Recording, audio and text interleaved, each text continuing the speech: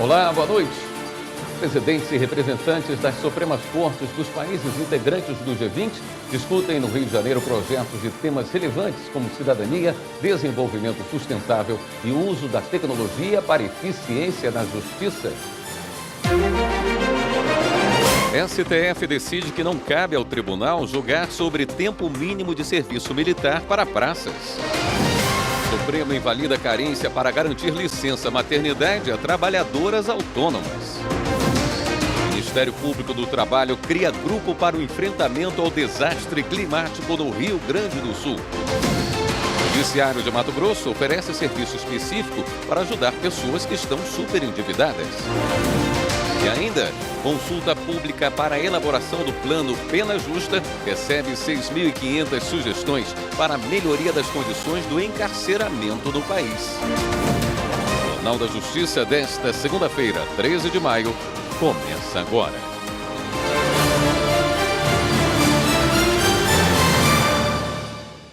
O Supremo Tribunal Federal derrubou a carência para garantir licença maternidade a trabalhadoras autônomas. Com a decisão, elas terão os mesmos direitos das trabalhadoras com carteira assinada. A reportagem é de Carolina Chaves. Bianca trabalha no ramo de estética. Há 1 ano e meio, começou a contribuir para o INSS como autônoma e, nesse tempo, engravidou. Por ter contribuído por mais de 10 meses, Bianca tem direito à licença maternidade, uma segurança para o período em que ela vai reduzir os atendimentos e, consequentemente, receber menos. Como a gente é empreendedor, eu dependo totalmente disso. E com essa ajuda do INSS, eu já posso pagar minhas contas, fico um pouquinho mais tranquila. Assim como as autônomas, existem as seguradas facultativas, que são as que não exercem atividade remunerada, mas contribuem para o INSS para ter direito a algum benefício previdenciário. Um exemplo é a dona de casa. O que a 9876 trouxe, nesse artigo 25 que foi contestado, é que para algumas categorias, entre as quais a contribuinte individual, onde se insere a autônoma, seria necessário pagar 10 contribuições antes do parto para ter direito a efetivamente esse salário maternidade. O plenário do Supremo Tribunal Federal analisou 2 ações apresentadas por 4 partidos políticos e pela Confederação Nacional dos Trabalhadores Metalúrgicos, questionando a lei dos planos de benefícios da Previdência Social de 1999, quanto ao cálculo do benefício e a contribuição previdenciária para ter direito ao salário maternidade. Por maioria, o STF considerou inconstitucional o artigo 2º da Lei de 1999, que prevê uma carência de 10 meses de contribuição ao INSS para que a trabalhadora sem carteira assinada tenha direito ao salário maternidade. A maioria dos ministros entendeu que basta ser segurada da Previdência, independentemente do tempo de contribuição, para ter direito ao benefício. Para o ministro Edson Fachin, a carência para a concessão da licença apenas para algumas categorias de trabalhadoras viola o princípio da isonomia e o fim da carência protege todas as mães e as crianças. Esse foi um entendimento que prevaleceu. A decisão do Supremo já está em vigor. A partir de agora, com apenas uma contribuição, as trabalhadoras sem carteira assinada, incluindo as trabalhadoras rurais, têm direito ao salário maternidade. Inclusive, no caso de seguradas que estejam eventualmente desempregadas. Então, a desempregada também tem direito ao salário maternidade, desde que ele seja dentro do período de graça, que é um período, por exemplo, que se mantém a qualidade de segurado, mesmo sem estar contribuindo. Então, essa possibilidade ela fica também resguardada depois da decisão do Supremo. E o Supremo Tribunal Federal decidiu que não cabe à Corte julgar sobre o tempo mínimo de serviço militar de praças das Forças Armadas. As informações com Rocine Gomes. A decisão tomada em plenário virtual durante o julgamento de um recurso extraordinário faz referência aos militares aprovados em concurso público e que pedem desistência da carreira antes do prazo previsto no Estatuto Militar. No caso discutido, a União recorreu ao STF contra a decisão do Tribunal Regional Federal da 4ª Região, favorável a uma militar da Aeronáutica que não queria ser transferida do Rio de Janeiro para o Rio Grande do Sul e pediu desistência da carreira. Inicialmente, a ação foi reconhecida como sendo de repercussão geral, Mas o relator, ministro Dias Toffoli, explicou que o regimento interno permite ao relator propor a revisão do reconhecimento da repercussão geral, quando o mérito do tema ainda não tiver sido julgado. Os ministros acompanharam integralmente o voto do ministro Dias Toffoli para concordar que o tema não tem repercussão geral e que os processos semelhantes em tramitação em outras instâncias da Justiça deverão ser analisados por elas. Diante disso, o colegiado aprovou para o tema 574 a tese de que não possui repercussão geral a discussão sobre o desligamento voluntário do serviço militar, antes do cumprimento de lapso temporal legalmente previsto de praça das Forças Armadas que ingressa na carreira por meio de concurso público. E em plenário virtual, o Supremo está julgando a legalidade do uso de dinheiro público para realizar comemorações do golpe de 1964. Repórter Evelyn Araújo tem os detalhes. Em 2020, o Ministério da Defesa publicou a Ordem do Dia de 31 de março de 1964, uma mensagem comemorando os 56 anos do golpe militar. A prática de comemorar a ditadura foi iniciada pelo governo federal em 2019 e foi contestada na Justiça por uma deputada do PT. Na primeira instância, a Justiça Federal determinou a retirada do conteúdo do ar e proibiu o Ministério de fazer qualquer outra comemoração relacionada ao assunto. Já o Tribunal Regional Federal da 5ª Região reformou a sentença, alegando que a mensagem reproduzia apenas a visão dos comandantes das Forças Armadas e não desrespeitava a Constituição.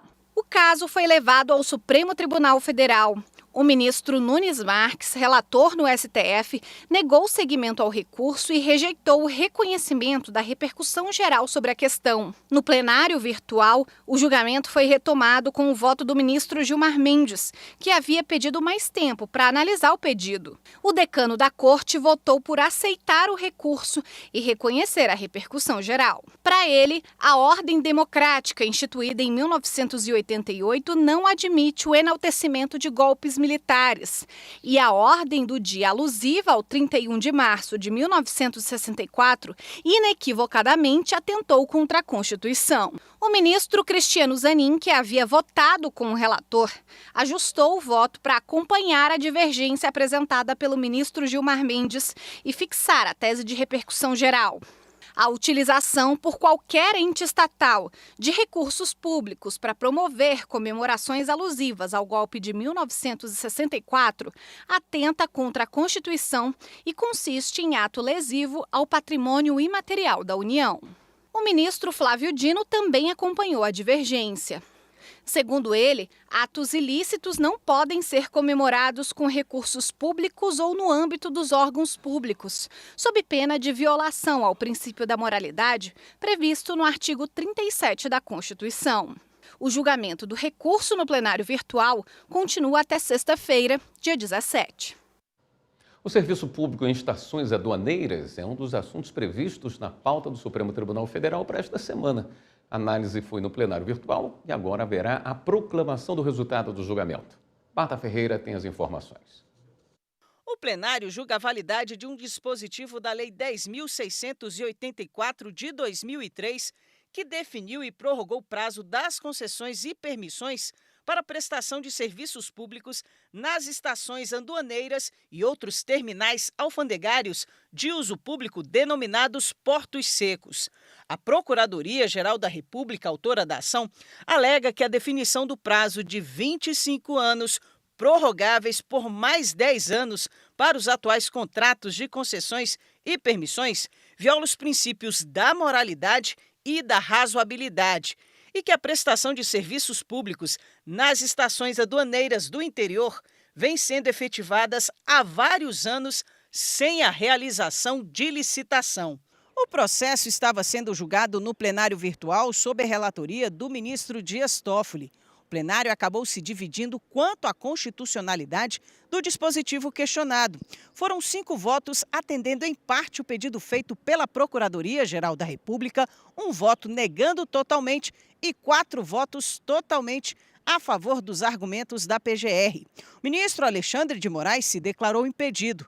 Diante desse resultado, o julgamento foi suspenso para proclamação do resultado em sessão presencial. Outra questão que será definida a partir de quando a decisão tomada pelo STF irá valer de fato. A norma já está em vigor há quase 20 anos. A proposta sugerida por Dias Toffoli é de conferir efeito para o futuro, para o fim específico de permitir que o poder público promova, no prazo máximo de 24 meses, contados da data da publicação da ata de julgamento, as licitações de todas as concessões ou permissões em que a vigência esteja amparada nas situações previstas na lei. A seguir, começa a segunda edição da Semana Nacional de Registro Civil, o Registre-se. E veja também, o Ministério Público defende a manutenção dos vetos presidenciais a artigos da Lei de Diretrizes Orçamentárias sobre a população LGBTQIA+. Voltamos em instantes.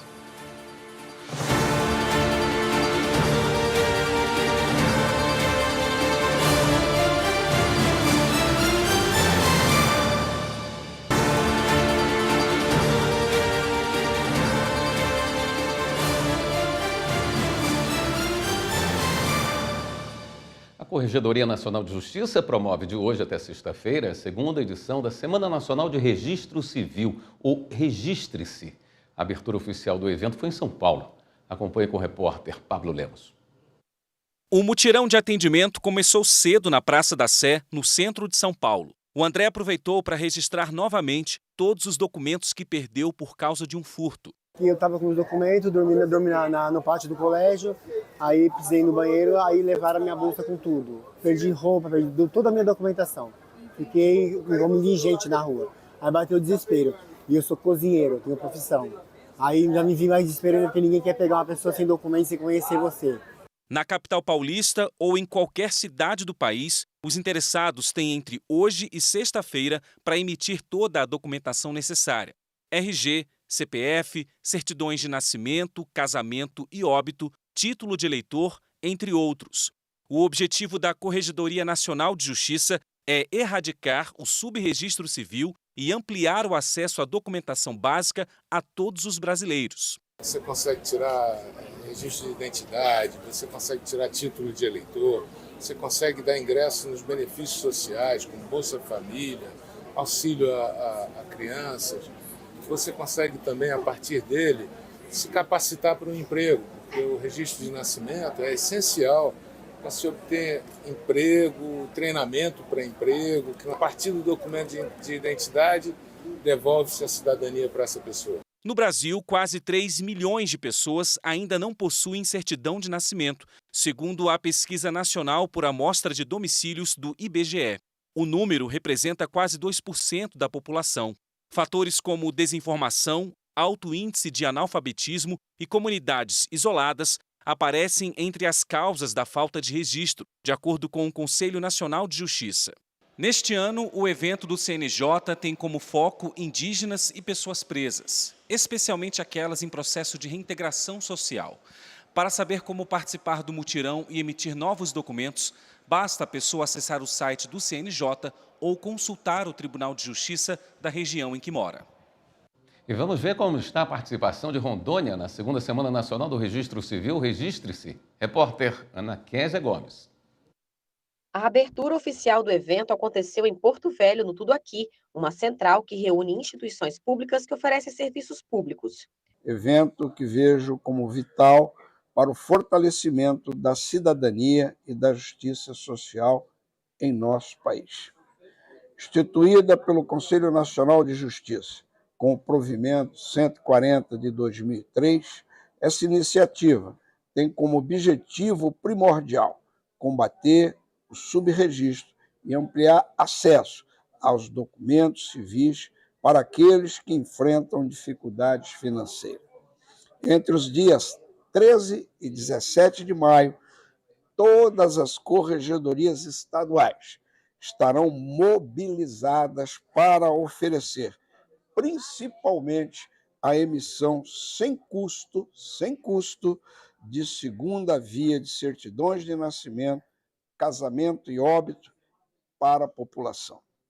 Esse esforço conjunto é reflexo do nosso compromisso com a garantia dos direitos previstos na Constituição da República. Em Rondônia, o evento ocorre simultaneamente em Porto Velho, Ji-Paraná, Ariquemes, Cacoal, Guajará-Mirim e Costa Marques. Além da expedição de documentos, teremos justiça rápida e itinerante, oferecendo uma gama de serviços judiciais, que vão desde a cobrança de pequenos valores até divórcio imediato para casos sem partilha de bens e filhos.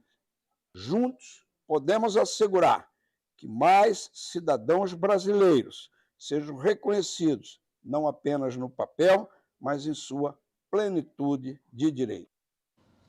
O Ministério Público Federal defendeu a manutenção dos vetos presidenciais a artigos da Lei de Diretrizes Orçamentárias sobre a população LGBTQIA+. Repórter Márcio Fontinelli. Assinado pela Procuradoria Federal dos Direitos do Cidadão, o documento trata dos incisos 2, 3 e 4 do artigo 185 da Lei de Diretrizes Orçamentárias, que proíbem a destinação de recursos do governo federal para ações voltadas a questões familiares e de gênero. De acordo com a manifestação do Ministério Público Federal, o texto é uma tentativa de colocar em uma norma orçamentária preceitos idealistas e político-partidárias. A nota técnica reforma que essa é uma investida velada de retrocesso em direitos humanos, em especial contra a população LGBTQIA+.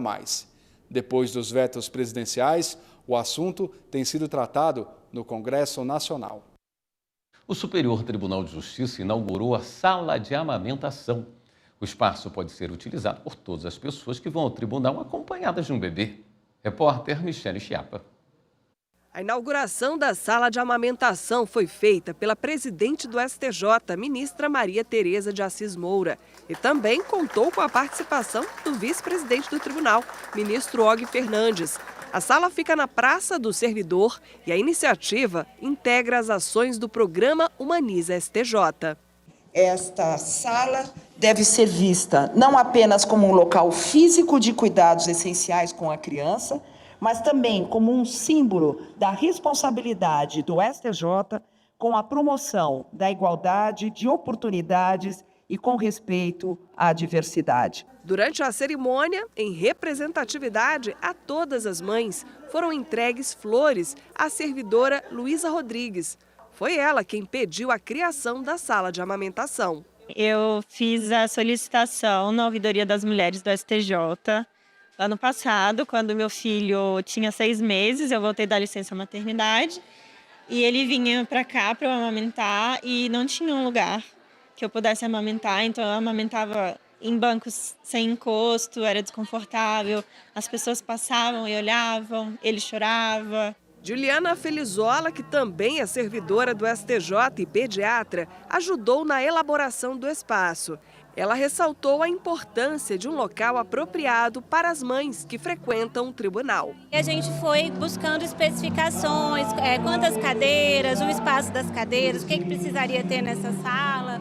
E aí, a partir daí, a gente foi reunindo várias áreas do tribunal, né, como, além da Secretaria de Serviços Integrados de Saúde, a Comissão da Primeira Infância do STJ, a Coordenadoria de Engenharia, para ajudar a gente a desenhar o que precisaria, o formato da sala. A inauguração do espaço reforça o esforço do STJ na promoção dos direitos humanos e no cuidado com a primeira infância. A amamentação é muito importante na prevenção das doenças, das viroses. A amamentação é tudo. O funcionamento é das 7 da manhã às 7 da noite. O Tribunal de Justiça de Alagoas entregou mais títulos de propriedade a famílias de baixa renda. Desta vez, os beneficiados foram os moradores de São Miguel dos Milagres, como mostra o repórter André Risco. O programa Moradia Legal chegou ao município de São Miguel dos Milagres. Por aqui, 53 títulos de propriedade foram entregues a famílias de baixa renda. A Maria José representou os beneficiados lá no palco. Para ela, que está completando idade nova hoje, a felicidade foi em dobro. Me sinto gratificante por participar dessa solenidade gloriosa, junto com as autoridades pela primeira vez, né? E eu jamais esquecerei essa data. O que representa para a senhora esse documento? Representa uma segurança, uma coisa assim que você está num patamar de né, de posse, e é seu, não é? Não deve negociar por nada. O programa, que está na 6ª edição, é uma parceria entre o Tribunal de Justiça de Alagoas, a Corregedoria Geral da Justiça, a Associação dos Notários e Registradores de Alagoas e prefeituras. Essa parceria é muito importante, Tribunal de Justiça, com os municípios, realizando sonhos, e essa parceria vai continuar, e a gente estamos aqui lutando para realizar cada dia mais sonho para esse povo maravilhoso de São Miguel dos Milagres. O juiz titular afirmou ser muito positiva a chegada do programa aqui na comarca. Essa região é uma região que necessita de uma regularização fundiária e com a adesão a esse programa há uma facilitação à promoção aí da cidadania e da dignidade que os cidadãos merecem. O presidente destacou que o Moradia Legal é o maior projeto de cunho social do Poder Judiciário alagoano. Que é você ter o título de sua casa própria. Eu acho que é indescritível, principalmente para aqueles que não tinham. Pessoas que, inclusive, já estavam morando há 10 anos, 15 anos, mas não eram donos das casas. E hoje, 53 famílias estão sendo beneficiadas. Hoje, na nossa gestão, já mais de 2.500 famílias já foram beneficiadas. Nós pretendemos bater metas e eu volto a fazer esse desafio aos senhores prefeitos. Todos os prefeitos, querendo, podem fazer o Moradia Legal, podem entregar uma melhor cidadania para os munícipes dos seus respectivos municípios. No próximo bloco, consulta pública para a elaboração do Plano Pena Justa recebe 6.500 sugestões para a melhoria das condições do encarceramento no país. E ainda, para o Supremo, Central de Cumprimento de Sentença em Minas Gerais não dificulta acesso à justiça. A gente volta já.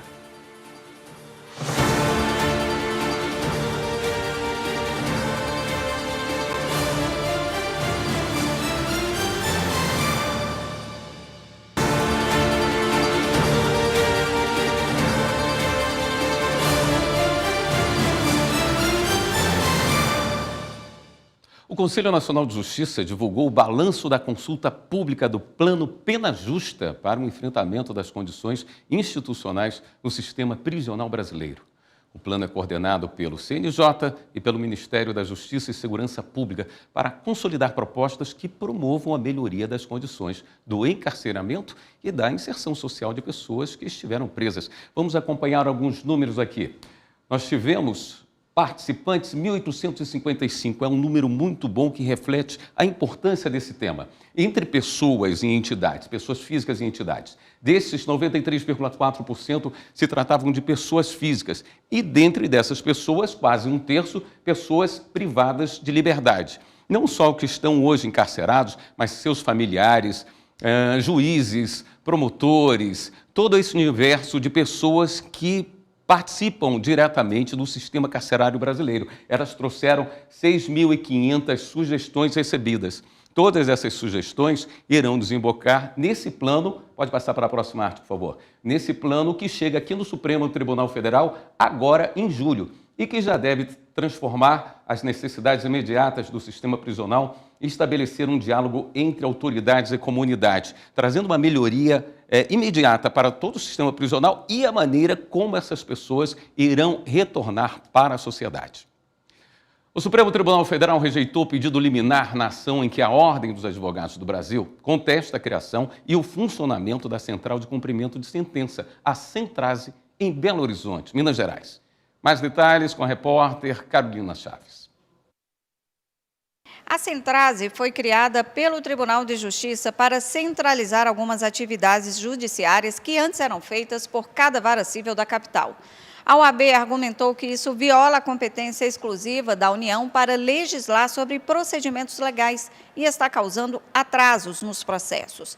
Na decisão, o ministro Alexandre de Moraes observou que a resolução do TJ foi baseada na lei estadual que trata da organização do Centro de Apoio Jurisdicional da Comarca de Belo Horizonte, composto por juízes auxiliares responsáveis por substituições e cooperação na comarca da capital. Ele destacou que os tribunais de justiça têm poder para definir como seus órgãos funcionam e que os estados podem legislar sobre procedimentos e organização judiciária. Moraes também argumentou que a centralização não parece estar prejudicando o acesso à justiça e que é necessário avaliar os efeitos das centrais em um contexto mais amplo. Agora, o presidente do TJ de Minas deverá fornecer informações sobre o assunto em até 10 dias. Em seguida, a Advocacia Geral da União e a Procuradoria-Geral da República terão mais 5 dias para se manifestar antes que o mérito da questão seja julgado. Fuga repentina ao avistar a polícia pode justificar busca pessoal em via pública, decide terceira sessão do Superior Tribunal de Justiça. Repórter Marina Campos. O colegiado negou habeas corpus a um homem que foi preso em flagrante após os policiais, em revista pessoal, terem encontrado drogas em seu poder. De acordo com o processo, o homem correu repentinamente na direção de um terreno baldio ao ver o carro da polícia, em atitude que motivou a abordagem.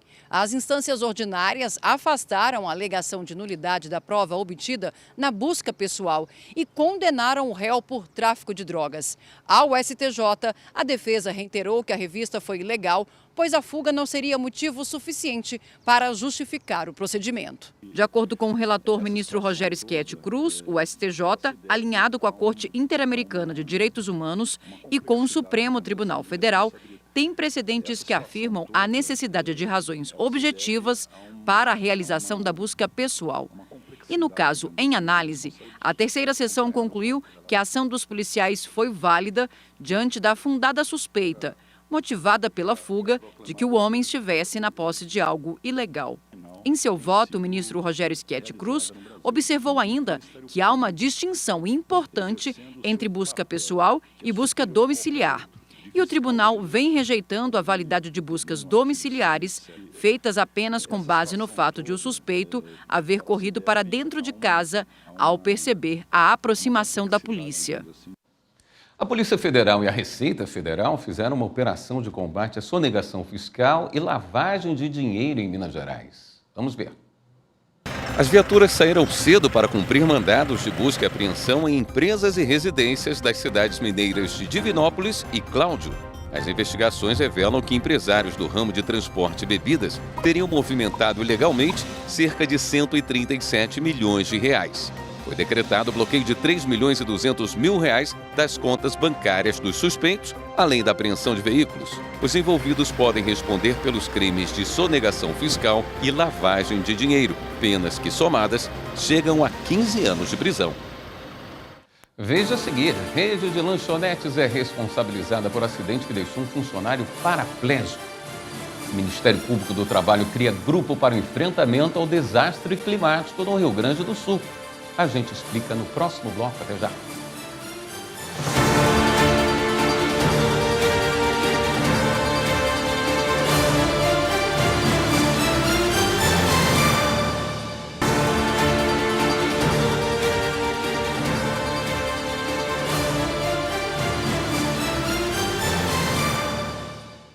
O Ministério Público do Trabalho criou um grupo para o enfrentamento ao desastre climático no Rio Grande do Sul e já emitiu 2 recomendações para proteger tanto os trabalhadores quanto os empregadores. Reportagem Viviane Novaes. O pior estado de calamidade pública do sul do país. Vidas perdidas, casas, prédios, ruas, estradas, empresas, tudo destruído. Trabalhadores não têm como chegar aos locais de trabalho. Ou estão ilhados ou não há transporte. E quando existe, é precário, como conta o procurador do Trabalho, Luiz Alessandro Machado. O trajeto de Novo Hamburgo a Porto Alegre, ou Porto Alegre a Novo Hamburgo, normalmente é feito em 40, 50 minutos. Agora está levando 4 horas. Tem que fazer uma volta imensa.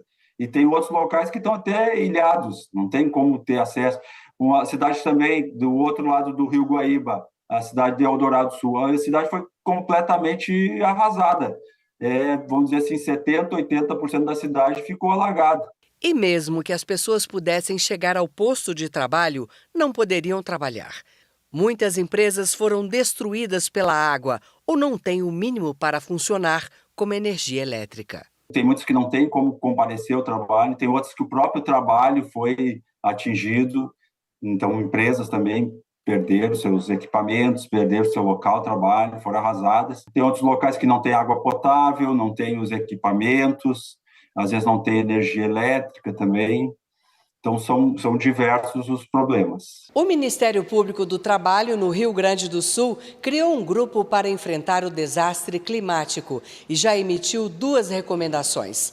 A primeira para os municípios atingidos pelas enchentes. Eles devem emitir atestados para quem não tem condições de ir ao trabalho. O chamado atestado de enchente também serve para que as pessoas tenham acesso a benefícios do governo, como o saque calamidade. A segunda recomendação é dirigida aos empregadores. As primeiras medidas seriam de observar o que está previsto na Lei Federal 14.437. Então, essa lei ela prevê ali as medidas alternativas para situações de calamidade pública. Ali é o teletrabalho, a antecipação de férias individuais, a concessão de férias coletivas, aproveitamento e antecipação de feriados e a adoção de banco de horas. O procurador lembra que todos os trabalhadores vítimas da calamidade têm o direito a receber salário, exceto se houver a suspensão temporária do contrato de trabalho, como ocorreu durante a pandemia de Covid-19. O empregador vai se desobrigar de pagar o salário só se houver uma suspensão temporária. Aí sim, com a regulamentação do Ministério do Trabalho. E aí sim, vem uma linha de crédito, vem um aporte para que o governo, então, suporte parte, pelo menos, desses salários e fique um percentual para o pagamento pelo empregador. O Superior Tribunal de Justiça prorrogou prazos processuais depois do estado de calamidade pública no Rio Grande do Sul. Os detalhes com Jéssica Castro. O Superior Tribunal de Justiça prorrogou até 31 de maio a suspensão de prazos processuais devido ao estado de calamidade pública do Rio Grande do Sul e estendeu a medida aos processos em que atuam o Ministério Público e a Defensoria Pública do Estado. Ficam suspensos os prazos dos processos em que o Rio Grande do Sul ou seus municípios sejam partes, processos de varas e tribunais sediados no Estado, aqueles em que as partes estejam representadas exclusivamente por advogados inscritos na seccional gaúcha da OAB e processos em que houver atuação do Ministério Público e da Defensoria Pública do Rio Grande do Sul. A nova resolução estabelece ainda que serão apreciadas pelos relatores as situações que não se enquadrem nessas hipóteses, mas que estejam comprovadamente afetadas pela calamidade pública. E o presidente do Tribunal Superior Eleitoral, o ministro Alexandre de Moraes, também ampliou a suspensão dos prazos processuais para o Rio Grande do Sul, que agora vão até o dia 10 de junho. A medida vale para a contagem dos prazos processuais que sejam originários do Estado ou ainda em que as partes sejam representadas somente por advogados ou advogados inscritos na Ordem dos Advogados do Brasil, gaúcha. A suspensão não se aplica às medidas de urgência, como é o caso de habeas corpus, mandados de segurança, tutelas de urgência e reclamações. A rede de lanchonetes Bob's foi responsabilizada por um acidente de trajeto que deixou um atendente paraplégico. O empregado dormiu enquanto pilotava uma motocicleta depois de uma jornada de trabalho exaustiva. A decisão é da seção 1 de dissídios individuais do Tribunal Superior do Trabalho, como explica o repórter André Vasquez. O trabalhador ficou paraplégico por lesão na coluna e paralisia irreversível das pernas. Na ação trabalhista, ele alegou que naquele turno tinha sido submetido a trabalho exaustivo. 8 dos 13 empregados da equipe teriam faltado, o que foi confirmado pelo gerente da unidade. Segundo o atendente, o cansaço reduziu a atenção dele na condução da moto. O Tribunal Regional do Trabalho da Terceira Região, em Minas Gerais, condenou o Bob's a pagar indenização de R$ 200 mil por dano material e R$ 80 mil por dano moral ao empregado. O TRT considerou as condições físicas do empregado e o fato de o trabalho ter contribuído para o acidente. Ainda segundo o regional, a empresa não conseguiu comprovar a jornada do atendente naquele dia, porque o controle do ponto não tinha sido preenchido. A decisão, no entanto, foi revertida pela 4ª turma do TST, que isentou a empresa de responsabilidade pelo acidente. O entendimento foi que não houve ausência significativa de empregados naquele dia e que a jornada do atendente não tinha sido estendida. Ao analisar o recurso do atendente, o relator, na seção 1 de dissídios individuais do TST, ministro Cláudio Brandão, votou pelo restabelecimento da decisão regional. De acordo com o ministro, a constatação da 4ª turma de que o turno é menos movimentado não tem respaldo na decisão do TRT por não haver nenhuma afirmação nesse sentido. O relator afirmou que, ao absolver o Bobs, a 4ª turma considerou fundamentos do voto vencido no regional. Mas a SDI1 pacificou o entendimento de que só é possível usar fatos registrados no voto vencido quando não sejam contrários aos delineados no voto vencedor. Com a decisão, o processo retorna à 4ª turma do TST. O Tribunal Superior do Trabalho realizou mais um encontro do curso de Letramento em Diversidade. O tema foi o direito do trabalho a partir dos territórios e a valorização da cultura indígena no Brasil. Vamos conferir na reportagem de Larissa Batista. A aula foi realizada na Maloca da Universidade de Brasília e contou com a participação de estudantes indígenas da instituição.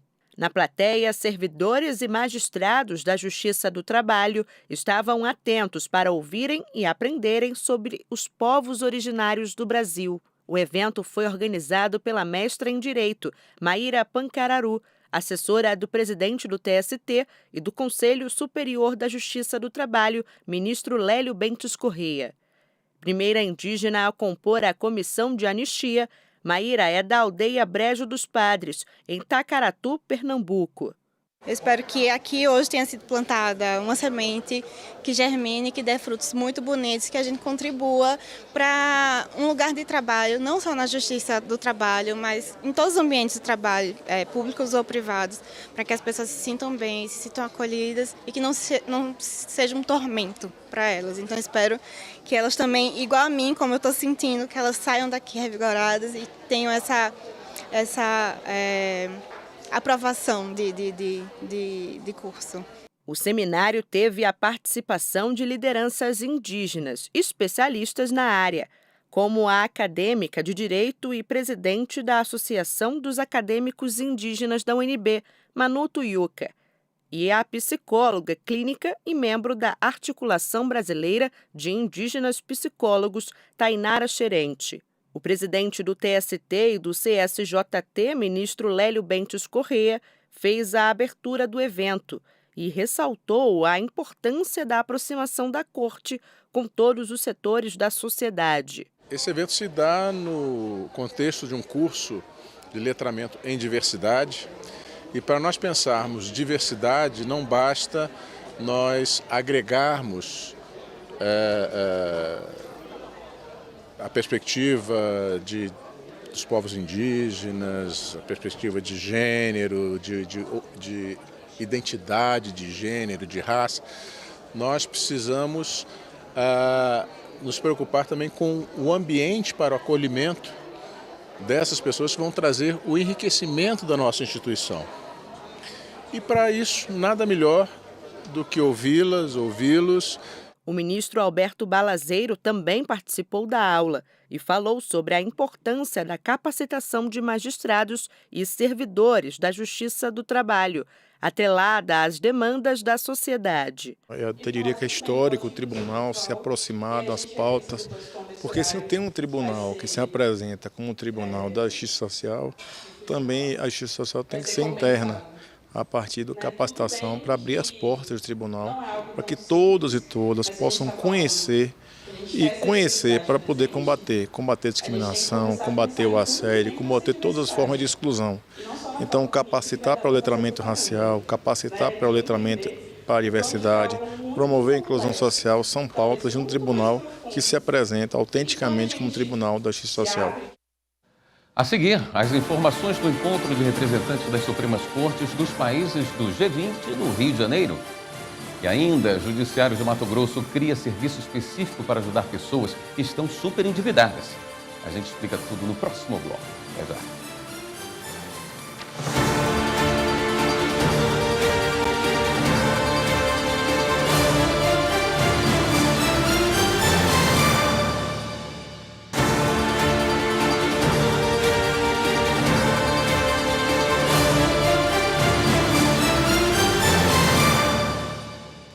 Presidentes e representantes das Supremas Cortes e dos Tribunais Constitucionais dos países integrantes do G20, grupo que reúne as 19 maiores economias do mundo, além da União Europeia e da União Africana, estão no Rio de Janeiro. O encontro, organizado pelo Supremo Tribunal Federal, debate temas como cidadania, meio ambiente e inteligência artificial. O repórter Janaína Toscan acompanhou. O J20 faz parte da agenda de trabalhos do G20, presidido este ano pelo Brasil. A reunião geral também vai ser aqui no Rio, em novembro. O evento foi aberto pelo presidente do Supremo Tribunal Federal, ministro Luiz Roberto Barroso. O objetivo do J20 é propor projetos de cooperação multilateral e bilateral sobre temas de grande relevância na atualidade, como cidadania, inclusão social, litigância climática, desenvolvimento sustentável, transformação digital e o uso da tecnologia para a eficiência do judiciário. A primeira sessão foi sobre promoção da cidadania e inclusão social pelo judiciário, com abertura feita pelo Canadá e África do Sul. Outro tema debatido foi litigância climática e desenvolvimento sustentável, com comentários de abertura feitos pelos representantes da França e da Alemanha. O encontro de cúpula do J20 reúne chefes dos tribunais superiores, além da presidente da Corte Africana de Direitos Humanos e do presidente da Câmara do Tribunal de Justiça da União Europeia. Durante o evento, houve a apresentação do vídeo Amazônia Viva, filme feito em realidade virtual de Estevão Ciavata, que mostra uma experiência imersiva no coração da floresta amazônica. O vídeo já foi visto por mais de 70 mil pessoas ao redor do mundo.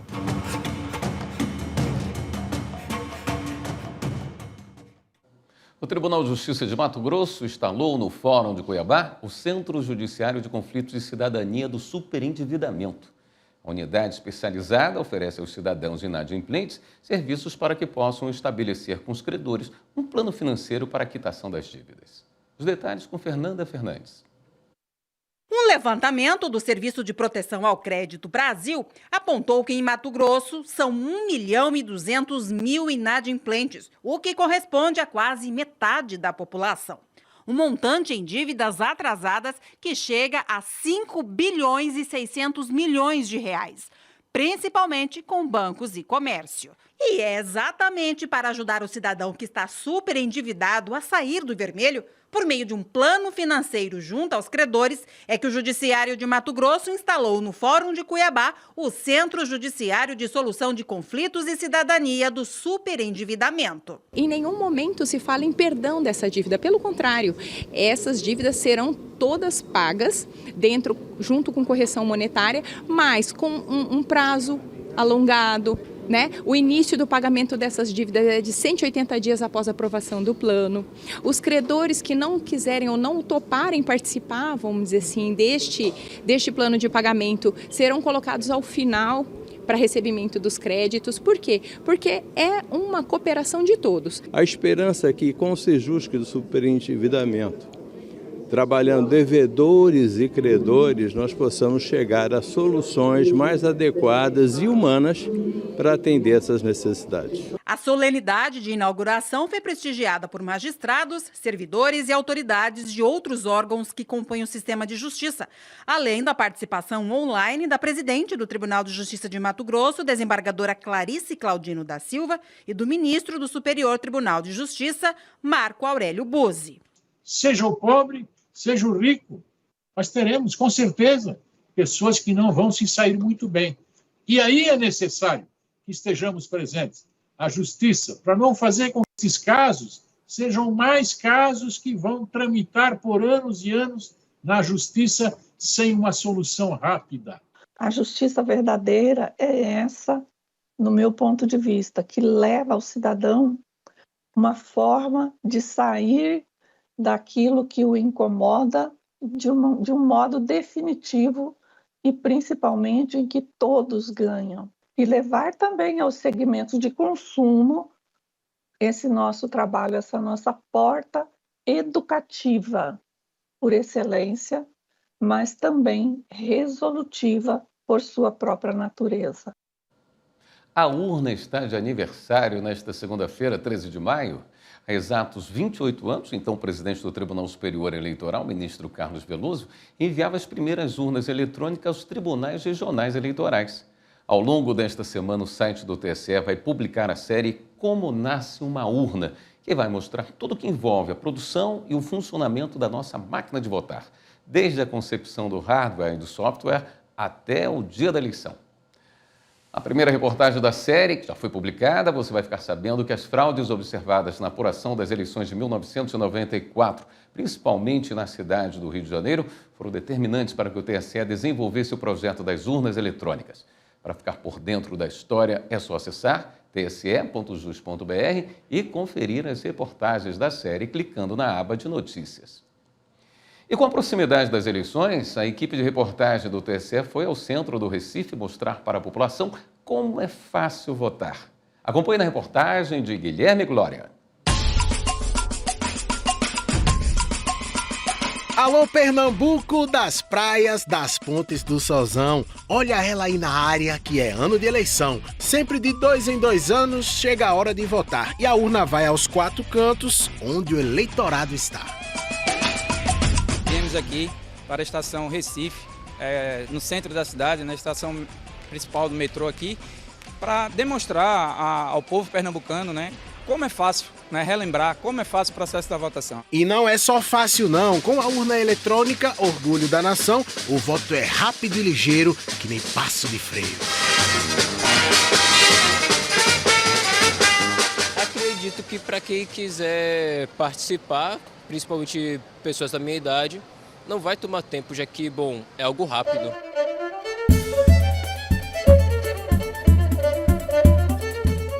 E o povo veio para treinar a votação, cada um com sua cor, raça, credo e gênero, e time do coração.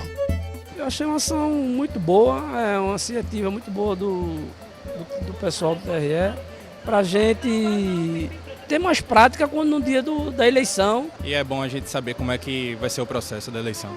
Como vai ser o processo? O especialista está atento para tirar as dúvidas de toda essa gente, mostrando que o processo é seguro e transparente. A gente também atua para sanar e para levar a informação correta e para mostrar a segurança do processo eleitoral para aqueles que ainda têm dúvida. Eu sou mesária e eu acho interessante essa ação porque muitas pessoas vão votar e lá na hora de votar elas se complicam na hora de botar os números. Houve umas inovações para pessoas auditivas, para as pessoas cegas, então é uma coisa bastante louvável de contribuição para a democracia, que muitas vezes algumas pessoas dessas até se sentiam privadas de participar da eleição. O que é que tu achou aí quando tu mexeu na urna? Tu ainda não vota, mas tu vai votar depois. Achei muito legal votar. E foi desse jeito no Recife, na Estação Central. Por enquanto, foi só teste, mas daqui a pouco é real. Esse ano tem eleição municipal.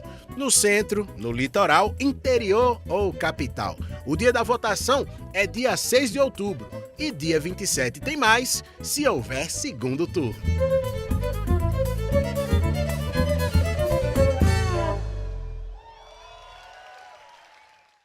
O Jornal da Justiça fica por aqui. Na sequência, você acompanha o programa Artigo 5º, que hoje vai falar sobre direito pós-mortem. E na Rádio Justiça, fique com a Voz do Brasil. Um bom início de semana para você. Até amanhã.